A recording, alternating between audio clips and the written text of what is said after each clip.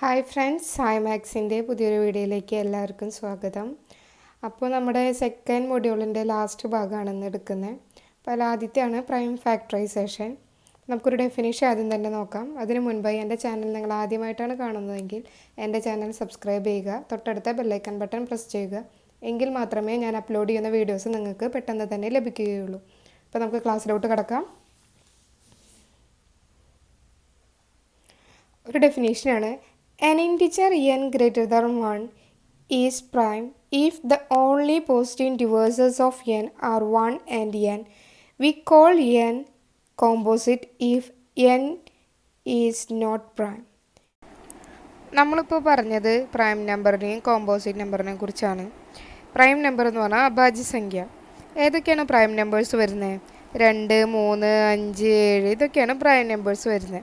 ഈ നമ്പറുകളുടെ പ്രത്യേകത എന്തിട്ടാ? അതിൻ്റെ ഫാക്ടേഴ്സായിട്ട് ഒന്നും ആ സംഖ്യയും തന്നെ മാത്രമേ വരുള്ളൂ. അതിപ്പോൾ 2 എടുക്കുകയാണെങ്കിൽ നമുക്ക് 1 × 2 അല്ലെങ്കിൽ 2 × 1 എന്ന് മാത്രമല്ലേ എഴുതാൻ പറ്റുള്ളൂ. അതിന് വേറെ ഘടകങ്ങളൊന്നും തന്നെ ഇല്ല. എന്താ കോമ്പോസിറ്റ് നമ്പറിൻ്റെ പ്രത്യേകത? കോമ്പോസിറ്റ് നമ്പർ എന്ന് പറഞ്ഞിട്ടുണ്ടെങ്കിൽ അതിന് ഘടകങ്ങൾ, അതായത് 2-ലധികം ഘടകങ്ങളുണ്ട്.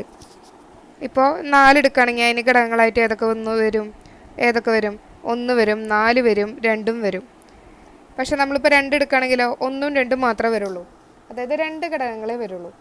ഇനി 1 ഒരു കോമ്പോസിറ്റ് നമ്പറുമല്ല, ഒരു പ്രൈം നമ്പറുമല്ല. അപ്പോൾ അതിനൊരു എക്സാമ്പിളാണ്, അഭാജ്യവും ഭാജ്യമല്ലാത്തൊരു സംഖ്യയ്ക്ക് ഉദാഹരണമാണ് 1 എന്ന് പറയുന്നത്. അടുത്തതാണ് ഫണ്ടമെൻ്റൽ തിയറം ഓഫ് അരിത്തമെറ്റിക്. എന്താണ് fundamental theorem of arithmetic? Every natural number can be written as a product of primes uniquely up to order. നമുക്ക് ഒരു സംഖ്യയെ പ്രൈം ഫാക്ടറൈസേഷൻ ചെയ്യാൻ പറ്റും. നമ്മളൊരു എക്സാമ്പിളാണ്, പ്രൈം ഫാക്ടറൈസേഷൻ ചെയ്തിരിക്കുകയാണ് ഞാൻ 12നെ 12നെ. നമുക്ക് 12നെ എങ്ങനെ എഴുതാൻ പറ്റും? 2 × 2 × 3 എന്ന് എഴുതാൻ പറ്റും. ഇതാണ് prime factorisation of A number എന്ന് പറയുന്നത്. അടുത്തത് divisibility property of integers. Definition നോക്കാം. നമുക്കിതൊക്കെ മനസ്സിലാക്കി വയ്ക്കാം. പ്രോബ്ലത്തിൽ നമുക്കിത് അപ്ലൈ ചെയ്യാനാണ് വരിക. അപ്പോൾ നമുക്ക് ആദ്യം ഡെഫിനീഷൻ നോക്കാം. An integer b is said to be divisible by an integer a not equal to 0 if there exists some integer c such that b is equal to ac. We write a does not divide b to indicate that b is not divisible by a. അടുത്ത നമുക്ക് കുറച്ച് divisibility properties നോക്കാം. a divides 0, 1 divides a, a divides a, a divides 1 if and only if a is equal to 1. ഇനി അടുത്തത്, if a divides b and c divides d, then ac divides bd. അടുത്തൊരു പ്രോപ്പർട്ടിയാണ്, if a divides b and b divides c, then a divides c. പിന്നെ a divides b and b divides a if and only if a is equal to plus or minus b.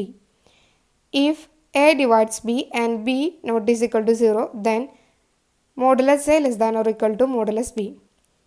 If a divides b and a divides c, then a divides bx plus cy from any integer for any integer x and y. ഈ പ്രോപ്പർട്ടീസൊക്കെ നോക്കി വയ്ക്കുക. അതായത് ഇപ്പോൾ കുറച്ച് properties അതിൽ ഏതാണ് true അല്ലെങ്കിൽ false എന്നൊക്കെ ചോദിക്കാൻ സാധ്യതയുണ്ട്. അടുത്തതാണ് കോപ്രൈം നമ്പേഴ്സ്. എന്താ കോപ്രൈം? ഇപ്പോൾ 2 നമ്പറുകൾ കോപ്രൈമാണെന്ന് പറയുകയാണെങ്കിൽ അതിൻ്റെ GCD 1 ആയിരിക്കും. A coprime number is a set of numbers or integers which has only 1 as their common factor. That is GCD will be 1. Coprime numbers are also known as relatively prime or mutually prime numbers. എന്താ പറയുന്നത്? എന്താ coprime number? Set of നമ്പേഴ്സാണ്. അത് coprime ആവണമെങ്കിൽ നമ്മൾ എന്താ പറയുക? അതിൻ്റെ GCD 1 ആയിരിക്കും. 15ഉം 8 എന്ന് പറയുന്നത് എന്താണെന്ന് പറയാം? കോപ്രൈമാന്ന് പറയാം. ഇനി അതിൻ്റെ കുറച്ച് പ്രോപ്പർട്ടീസ് നോക്കാം. ആദ്യത്തെയാണ് 1 is coprime with every number. ശരിയല്ലേ?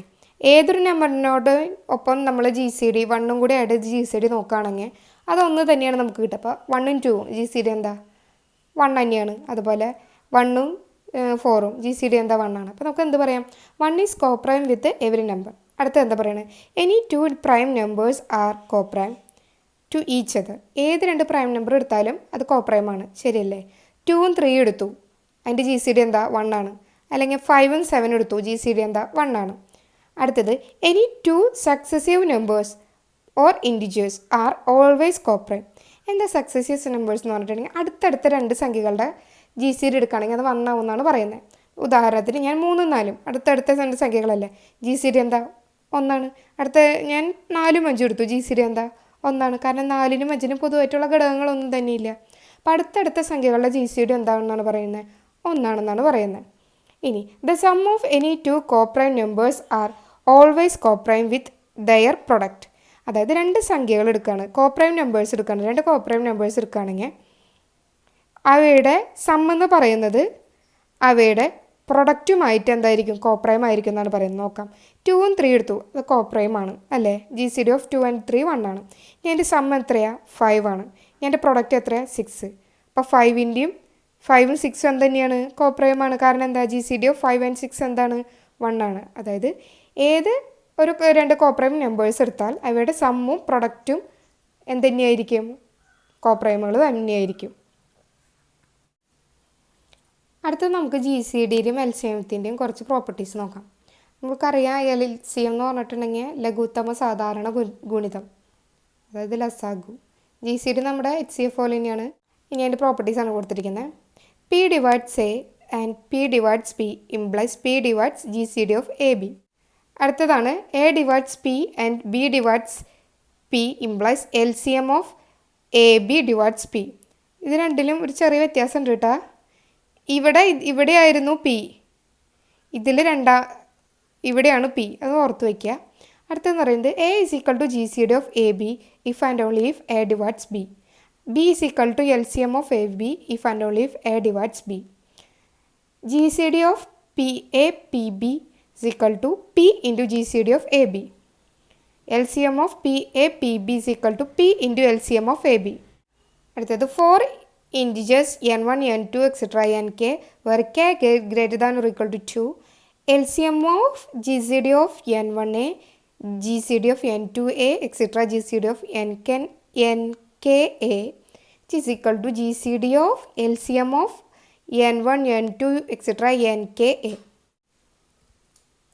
അടുത്തത് GCD of LCM of n1a, LCM of n2a, etc. LCM of nka which is equal to LCM of GCD of n1, n2, etc. nka.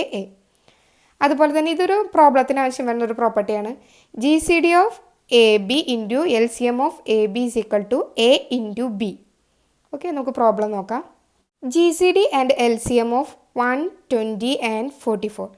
അപ്പോൾ നമുക്ക് കാണാൻ പറഞ്ഞത് G C D of 120 and 44 ആണ്. എങ്ങനെയാണ് കാണാം, നമ്മൾ ആദ്യം തന്നെ 120 44 പൂർണ്ണമായിട്ട് എത്ര പ്രാവശ്യം പോകും നോക്കാം. പൂർണ്ണമായിട്ട് എത്ര പ്രാവശ്യം പോകും, 2 പ്രാവശ്യം. ബാക്കി എന്താ ഉണ്ടാവുക, 32 ഉണ്ടാവുക. അതാണ് ഈ എഴുതിയിരിക്കുന്നത്. 120 is equal to 44 into 2 plus 32.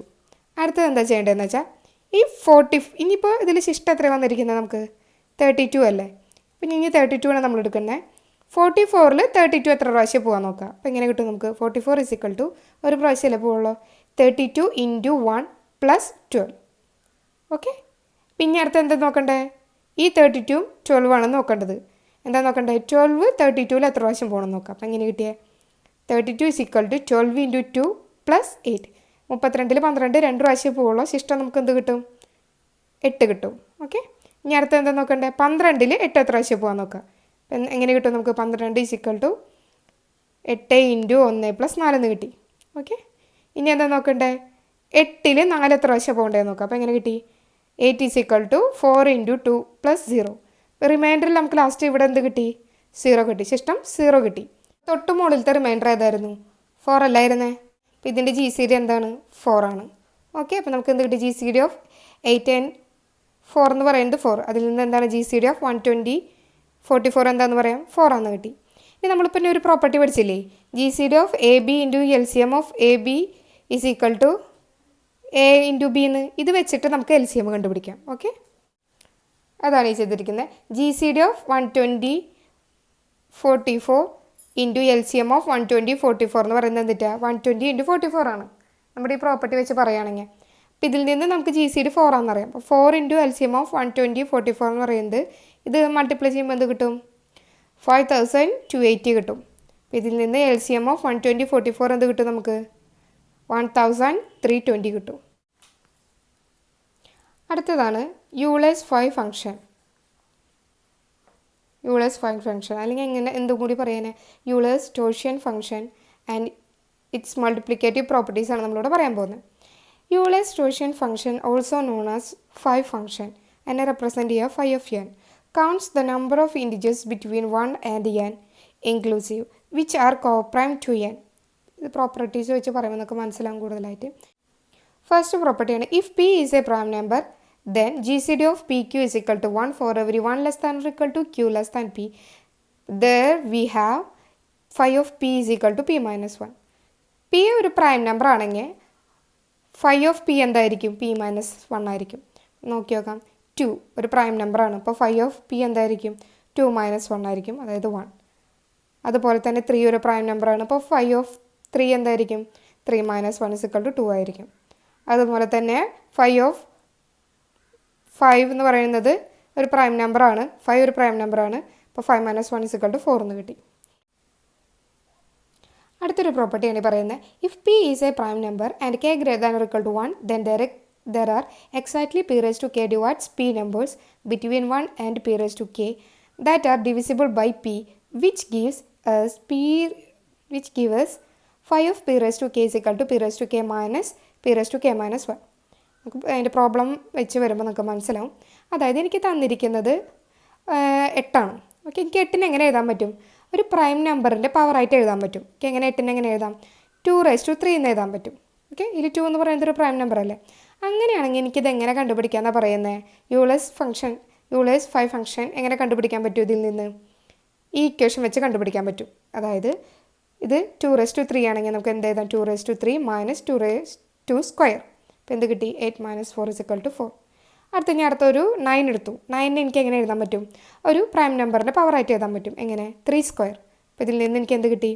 3 square minus 3, അതായത് 6 എന്ന് കിട്ടി. ഈ ഇക്വേഷൻ അപ്ലൈ ചെയ്തപ്പോൾ ഇതിൽ പ്രൈം നമ്പർ ആണെങ്കിൽ ഇത് നമുക്ക് പ്രൈം നമ്പറിൻ്റെ പവറായിട്ട് എഴുതാൻ പറ്റുമെങ്കിൽ, ഓക്കെ, അതാണ് ഈ കണ്ടീഷൻ പറയുന്നത്. ഇനി അടുത്ത കണ്ടീഷൻ നമുക്ക് നോക്കാം. അടുത്തത് if A and B R relatively prime then phi of AB is equal to phi of A into phi of B. എയും ബിയും റിലേറ്റീവ്ലി പ്രൈം ആണെന്ന് വയ്ക്കുക. അതായത് GCD of A and B is equal to 1 ആണെന്ന് വയ്ക്കുക. Okay, അങ്ങനെയാണെങ്കിൽ എങ്ങനെയാണെന്നാണ് ചോദിച്ചിരിക്കുന്നത്. നമുക്ക് പ്രോബ്ലം വെച്ച് നോക്കാം. അപ്പോൾ എനിക്ക് phi of 20 ആണ് കണ്ടുപിടിക്കാൻ പറഞ്ഞതെന്ന് വയ്ക്കാം. എനിക്കറിയാം GCD of 4 and 5 is equal to 1 ആണ്. 20നെ എനിക്ക് എങ്ങനെ എഴുതാം? 4 into 5 എന്ന് എഴുതിക്കൂടെ? എഴുതാം. GCD എനിക്ക് 20നെ എങ്ങനെ എഴുതാം? 4 into 5. അല്ല, 4 എന്ന് പറയുന്നത് A ആണ്, 5 എന്ന് പറയുന്നത് B ആണ്. അത് അടുത്തടുത്ത രണ്ട് സംഖ്യകളല്ലേ 4ഉം 5ഉം. നമ്മൾ GCDയുടെ പ്രോപ്പർട്ടിയിൽ പറഞ്ഞിട്ടുണ്ട് അടുത്തടുത്ത സംഖ്യകളാണെങ്കിൽ അതിൻ്റെ GCD എന്തായിരിക്കും? 1 ആയിരിക്കും. അതായത് റിലേറ്റീവ്ലി പ്രൈം ആയിരിക്കും അവ. അപ്പോൾ അതാണ് ഈ കൊടുത്തിരിക്കുന്നത്. GCD of 4 and 5 1 ആണ്. അപ്പോൾ ഈ കണ്ടീഷൻ ഓക്കെയാണ്. അപ്പോൾ ഇത് വെച്ച് എനിക്ക് എങ്ങനെ എഴുതാൻ പറ്റും ഇതിനെ? phi of 20 is equal to phi of 4 into 5, അതായത് phi of 4 into phi of 5. phi of 4 നമ്മൾ ഇപ്പം തൊട്ട് മുന്നേ പറഞ്ഞ കണ്ടീഷൻ 4നെ എനിക്ക് എങ്ങനെ എഴുതാം? 2 സ്ക്വയർ എന്ന് എഴുതാം. അത് വെച്ച് കണ്ടുപിടിക്കുമ്പോൾ എനിക്ക് എന്ത് കിട്ടി? 2 കിട്ടി. ഇനി 5 എന്ന് പറയുന്നത് എന്താ? ഒരു പ്രൈം നമ്പർ ആണെങ്കിൽ നമ്മൾ ആദ്യം പറഞ്ഞ കണ്ടീഷൻ എങ്ങനെയാണ്? 5 minus 1, അതായത് 4. 2 into 4 which is equal to 8. ഇതാണ് മൂന്നാമത്തെ കാര്യം പറയുന്നത്. ആദ്യത്തെ കേസിൽ പ്രൈം ആണെങ്കിൽ, രണ്ടാമത്തെ കേസിൽ നമുക്ക് ഒരു പ്രൈമിൻ്റെ പവറായിട്ട് എഴുതാൻ പറ്റുമെങ്കിൽ, മൂന്നാമത്തെ കേസിൽ എന്താ പറയുന്നത്? രണ്ട് സംഖ്യകളിൽ റിലേറ്റീവ്ലി പ്രൈം ആണെങ്കിൽ. ഓക്കെ, ഇനി അടുത്തൊരു കണ്ടീഷൻ നോക്കാം. ഇതൊന്നും അല്ലെങ്കിൽ എങ്ങനെയാണ് നമ്മൾ 5 ഫംഗ്ഷൻ കണ്ടുപിടിക്കാമെന്നാണ് അടുത്തത് പറയുന്നത്. In general for not coprime A and B the equation phi of AB is equal to phi of A into phi of B into D divided by phi of D with D is equal to GCD of AB. Example, phi of 100 എടുക്കുകയാണ്. phi of 100 എടുത്തപ്പോൾ എനിക്ക് 100 വലിയൊരു സംഖ്യയില്ല. അപ്പോൾ ഞാൻ 100നെ എങ്ങനെ എഴുതി? 5 into 20 എന്ന് എഴുതി. ഓക്കെ, അപ്പോൾ ഇതിൽ 5 എന്ന് പറയുന്നത് A ആണ്, 20 എന്ന് പറയുന്നത് B ആണ്. GCD of 5 and 20 എത്രയാണ്? 5. ഇനി അപ്പം നമുക്ക് ഇതിനെ എങ്ങനെ സ്പ്ലിറ്റ് ചെയ്ത് എഴുതാം? ഈ condition വെച്ചിട്ടാണെങ്കിൽ phi of 5 into phi of 20 into 5 divided by phi of 5. അപ്പോൾ ഇതിൽ നിന്ന് എന്ത് കിട്ടി? 4 into ഇതെന്ത് പറയുന്നത്? പ്രൈം ആയതുകൊണ്ട് 5 minus 1 4 കിട്ടി. phi of 20 നമ്മൾ തൊട്ട് മുകളിൽ കണ്ടുപിടിച്ചിട്ടുണ്ട്, 8 ആണ് എഴുതി. ഇനി ഫൈവ് ഓഫ് ഫൈവ് എന്ത് തന്നെയാണ്? 4 തന്നെയാണ്. അപ്പോൾ എന്ത് കിട്ടി? 5 ഡിവൈഡഡ് ബൈ 4 ക്യാൻസൽ ചെയ്ത് പോയി. എന്ത് കിട്ടി? 8 into 5 which is equal to 40. Okay, അടുത്തതാണ് കോൺഗ്രുവൻസ്. നമുക്ക് ആദ്യം തന്നെ ഡെഫിനേഷൻ നോക്കാം. Let M B A positive integer. We say that A is congruent to B modulo M if m divides a minus b, where a and b are integers. അതായത് a is equal to b plus k എന്ന് എഴുതാം. അടുത്തത് if a is congruent to b modulo m, we write a congruent to b mod m. ഒരു example നോക്കാം നമുക്ക്. 19 congruent to 5 mod 7. അപ്പോൾ മുകളിലത്തെ വെച്ച് നമുക്ക് എങ്ങനെ എഴുതാൻ പറ്റും? 19 is equal to 2 into 7 plus 5. അതിൽ 2 ആണ് കെ, 7 ആണ് എം, 5 ആണ് ബി. ഓക്കെ, എ എന്ന് പറയുന്നത് പിന്നെ 19 ആണ്. നമുക്ക് കുറച്ച് പ്രോപ്പർട്ടീസ് നോക്കാം. Let A B C and D denote integers. Let M B A positive integer. Then അപ്പോൾ നമ്മൾ അതിൽ ആദ്യത്തെ വരുന്ന കാര്യമാണ് if A congruent to B mod M, then B congruent to A mod M. രണ്ടാമത്തെ if A congruent to B mod N and B congruent to C mod M, then A congruent to C mod M. മൂന്നാമത്തെ if A congruent to B mod M, then A plus C congruent to B plus C mod M. അടുത്തത് if A congruent to B mod M, then A minus C congruent to B minus C mod M. അടുത്തത് if A congruent to B mod M, then AC congruent to BC mod M. അടുത്തതാണ് if A congruent to B mod M, then AC congruent to BC mod MC for C greater than 0. അടുത്തത് if A congruent to B mod M and C congruent to D mod M, then A plus C congruent to B plus D mod M. Next, A congruent to B mod M and C congruent to D mod M, then A minus C congruent to B minus D mod M. Next, if A congruent to B mod M and C congruent to D mod M, then AC congruent to BD mod M. അടുത്തതാണ് Fermat's little theorem. എന്താ പറയുന്നത്? For any integer A and any prime P, we have A raise to P congruent to A mod P. അടുത്തത് problem നോക്കാം. If phi of n is the Euler's torsion function, then for any odd prime p, the value of phi of p square plus p is. 4 option കൊടുത്തിട്ടുണ്ട്. എങ്ങനെ ചെയ്യുക? phi of p square plus p നെ നമുക്ക് എങ്ങനെ split ചെയ്യാം? phi of p into P plus 1 ചെയ്യാം. അപ്പോൾ നമ്മുടെ പ്രോപ്പർട്ടി വെച്ച് നമുക്ക് എങ്ങനെ മാറ്റാം? അതിനെ phi of p into phi of p plus 1 എന്നാക്കാം. p prime ആയതുകൊണ്ട് phi of p p minus 1 ആണ്. അപ്പോൾ into phi of p plus 1. അതായത് ഏത് ഓപ്ഷനിൽ വരുന്ന ഈ ആൻസർ വരുന്നത്? ഓപ്ഷൻ ബി ആണ് വരുന്നത്. ഇതിൽ പി എന്ന് പറയുന്നതും പി പ്ലസ് 1 എന്ന് പറയുന്നതും എന്തായാലും അടുത്തടുത്ത 2 നമ്പർ ആയിരിക്കില്ലേ? അതായത് കോൺസിക്യൂട്ടീവ് നമ്പേഴ്സ് ആയിരിക്കും.